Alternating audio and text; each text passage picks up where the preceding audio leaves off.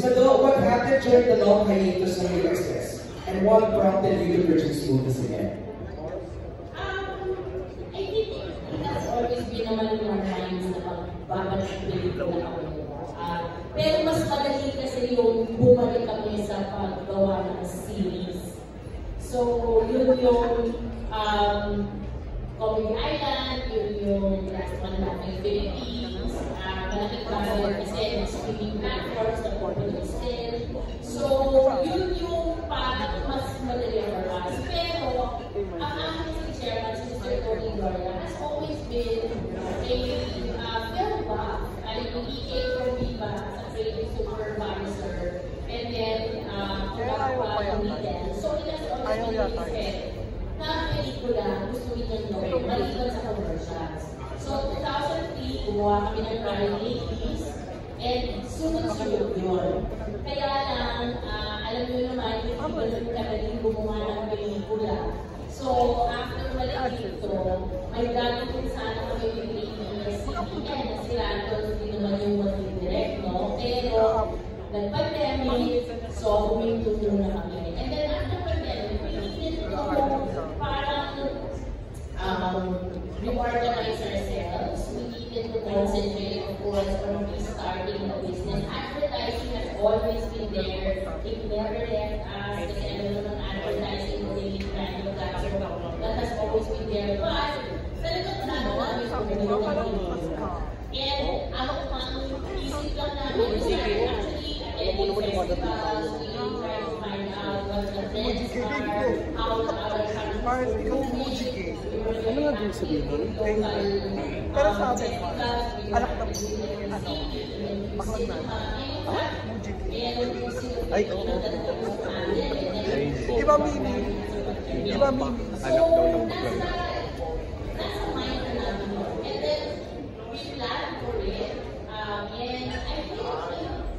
The right time really happened. It got perfect time, as you know, we all say, happened. Pinilayaan kami ng Tuesday. Tapos nakapasok kami sa MMFF with Humalan. Congratulations! So, meron pa po kami ibang pelikula na nasa slate na namin for 2025. So, parang I think this year is very lucky for us when it comes to film. So, all the time that we plan for it and encouragement we got from our chairman, si Mr. Tony G, yun ang nag-push sa amin na gawin ito. Hindi siya madali dahil sa pag-contribute. Pero sabi namin kasi kung hindi kami mag-contribute sa industry, then parang nag-give up na lang kami. So, we want also to support in our own little. Thank you, Ms. Mado. Janelle's next question is for the director and writer. Ang question ni Janelle is, ang sabi nila, Mojigay hits close to the Thai-hit movie, How to Make Millions Before Grandma Dies. Is this true? What's your take on this comparison? Na-pressure ako dun kasi napakagandang pelikula yung Grandma Millionaire. Pinanood ko rin siya and sobrang na-anting din ako doon. Siguro close siya because of relatability. Dahil nga yung family ties with the grandmother. Ito naman, kasi establish natin yung family ties between mga tita. Kasi for sure, lahat kayo dito, tito-tita kayo ng mga pamangkin ninyo. And para kayo lang makakarating ng pelikula that highlights or gives that spotlight sa mga tita na sobrang magmahal sa kanilang mga pamangkin. So, parang nakita ko nga sa trailer, mga comments sa mga tao na parang, ako na yung tita ko, parang sakit-sakit sa puso, mga ganyan. So, hopefully, na-hit namin yung sweet spot na yun sa about family time. I'm curious na, dito sa venue natin, meron ba dito ayaw mag-anak? Wala ba? I'm curious lang kasi parang yung mga millennials daw, kasi di ba direct, kung meron sa kanina, parang they prefer not to have kids. Iba, parang for parents na lang. Meron naman marami pa rin, pero medyo hindi na alien yung idea that not having a kid is someone na hindi ka matutuloy. Gusto ko tagamin ko rin yung mga support ka sa atin. Don, ikaw, what's your take on having a kid? Meron ako isa, may 10-year-old ako, so hindi na ako pwede sumunod. Ano,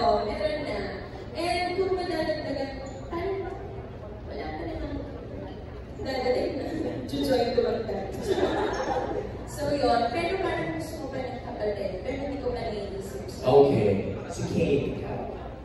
Pressure on his side kasi matagal na sinasabi na I'm one of those. I don't think I would do well as a mother, but because of recent events,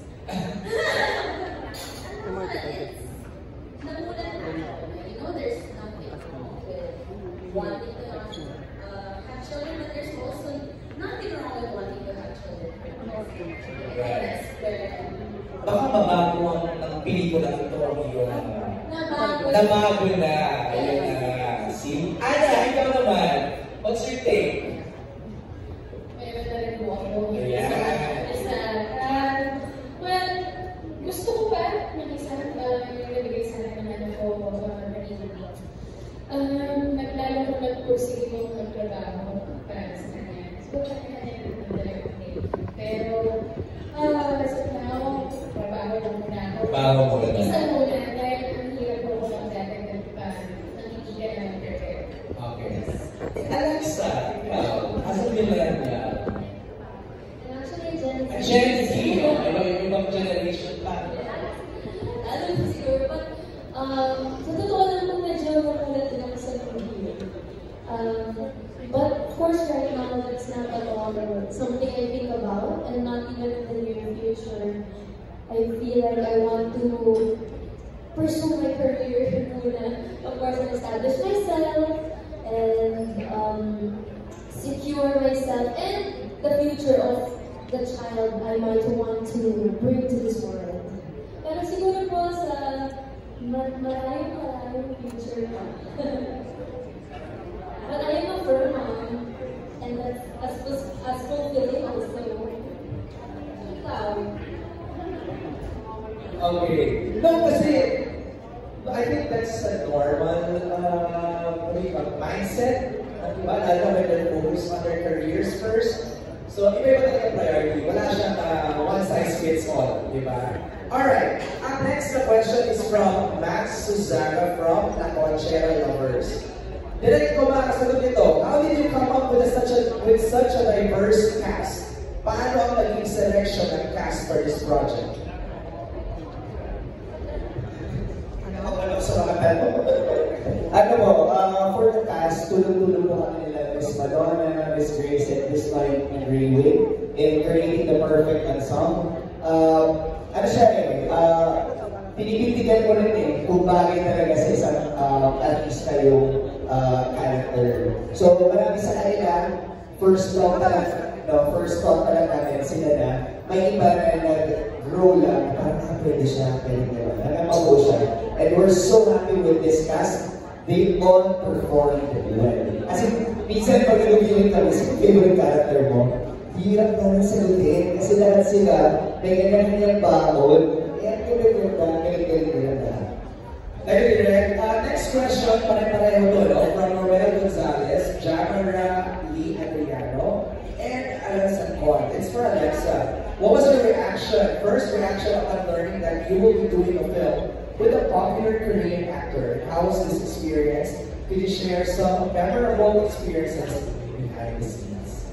At first, I was a bit nervous and not going to like it. Takot eh. Jisoo, what's your height? What's your height?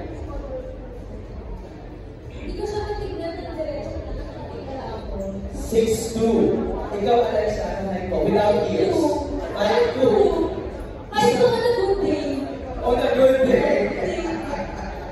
Pero hindi, I was really excited din kasi I know how professional Korean stars are. I've never really worked with anyone on Korean stars. So, the first time I met Jisoo, it was for the look test.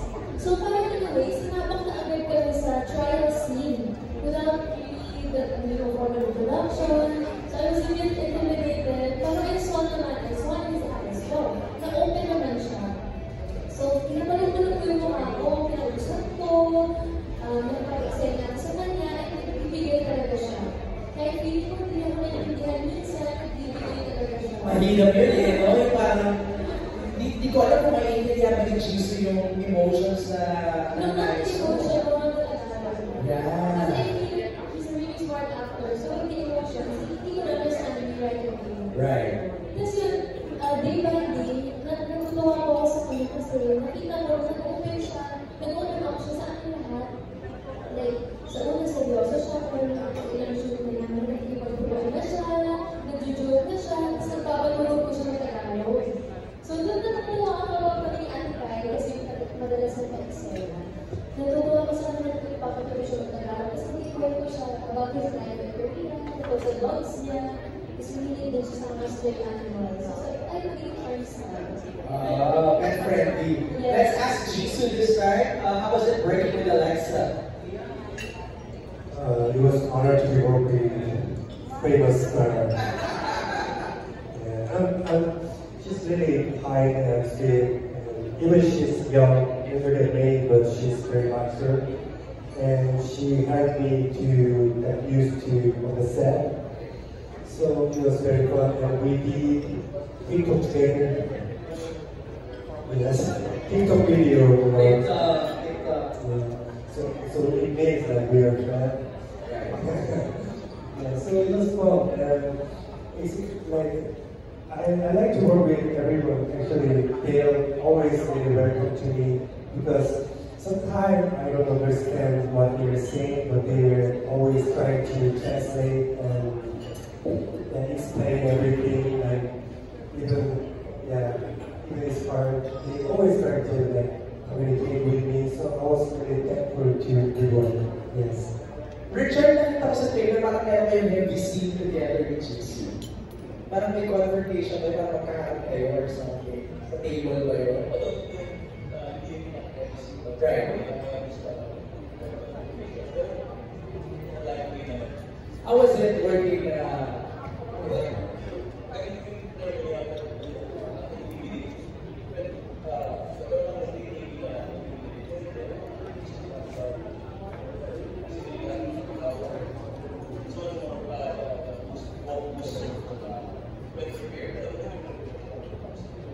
Right.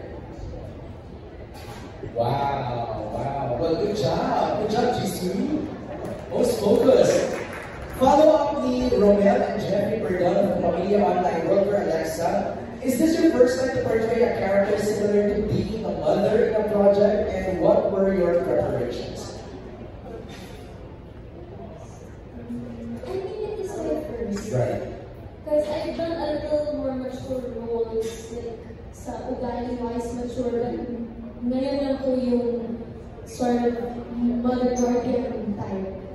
My preparation, well, ang una po kasi character sa akin, ayaw talaga niya. Sungit. Ang inang ulo palagi. Medyo perfect naman pa naman sa hindi. Pero it wasn't not hard for me din naman po to prepare. Kasi as the days would go by, mas napakapagin ako kay Riley. So the relationship, how it grew, how we bonded, it was very natural and it just really happened. And sobrang ginailan ko naman ulit na yung ibigay ko, yung natural lang, yung mga kasi overthinker ko on his life. So doon ako tinulungan ni Derek na magbigay ko yung best ko. Hopefully, lumabas siya and hopefully, hindi ko yung pakita naman kapag nag-iisip. Thank you, Alexa. We're talking about the actor-actor relationship now. Then I can take the next question from Jeffrey. How was it naman directing a Korean actor? Oh.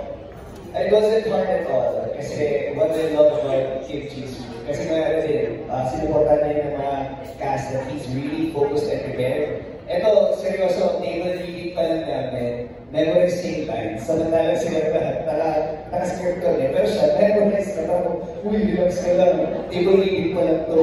Pero siya, all out na agad. So medyo may pressure kami na,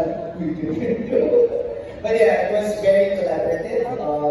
Yung ginawa namin yung script, it was almost 80% done. But when he entered the picture, he supplied a lot of information about the Korean culture and suggestions also in terms of perspective. So we had to revise it also based on his experience kasi we wanted it to be very authentic. And he really helped us so much. Saka gusto nga niya, ipalabas na parang napapasok ways. Kasi nga, napapasok daw sa documentaries na napupito somewhat showcasing the negative way. And he wanted it to be positive, right? Yes. Alright. Next from Marlo Herrero of Tatak Manila for Rufa May. Yes. Ito na. How did you attack the role? Since this is a special participation. How did you attack your role? Since this is a special participation role, you still managed to regular yourself in the movie.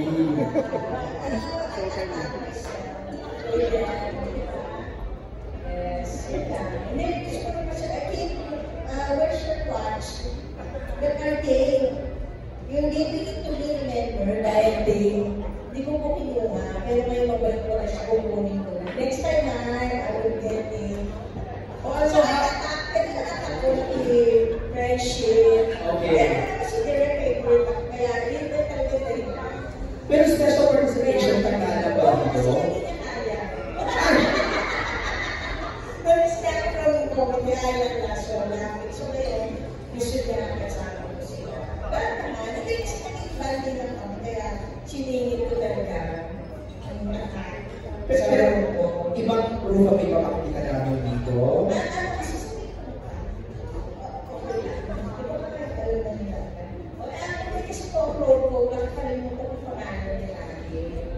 Kaya yun yung comedy ko.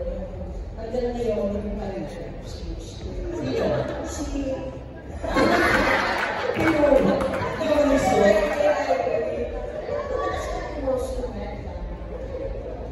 So, madalas ang eksena mo? Lahat? Sino paborito mong ka-eksena sa lahat? Siyempre si King Case. Siyempre si ano, si Fred. Matagal na po kakilala. Siya yung papel. Si Frank, siyempre, writer na.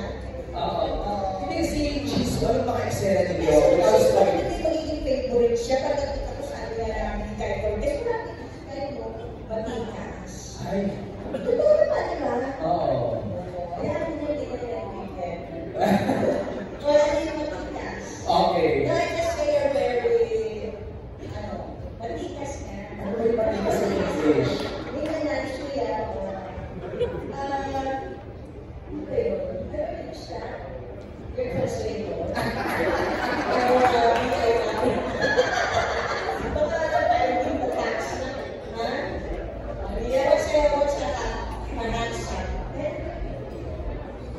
Pero ba nakakala ng Batikas sa English? Parang gano'n na. Debonair. Debonair o spell. Spell. It's very nasty, Debonair. Nasty. Very nasty. Yeah. Very nasty. Just for the watch. Okay, thank you very much. Just watch overnight. Okay. Give me the watch, I watch for you. Our next question, Mario, is for Ryrie. Ryrie, could you briefly tell us how similar your role is to your real self?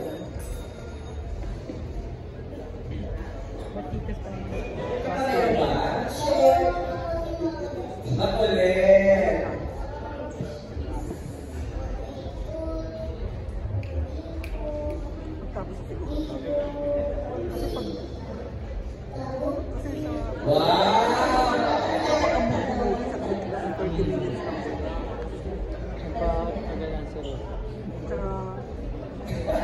Pero Ryrie, sabi ko nila, ikaw ang binis you ng Cavite, tama ba?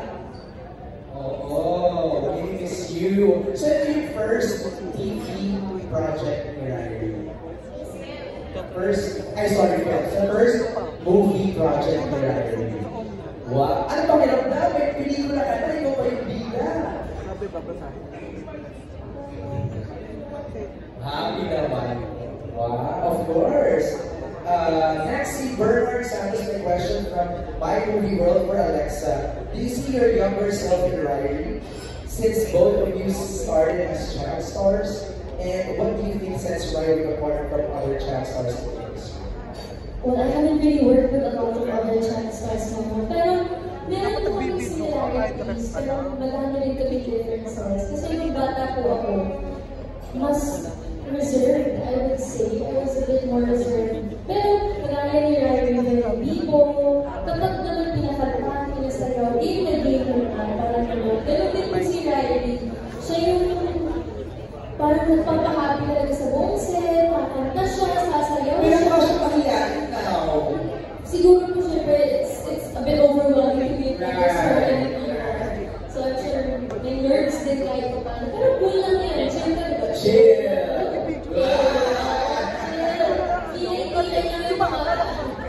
Pero what I really like about Ryrie is her professionalism. Because as a kid, of course, napapagod siya. Right away, kids nap. Kids need to nap, diba? Or like yung attention span. But ang maganda kay Ryrie is napagsasabihan, she learns when you talk to her. And yun na yung professionalism po niya. Parang naiintindihan niya. She's very mature for her age. Kung paano siya mag-usap sa amin. How old is Ryrie? 6.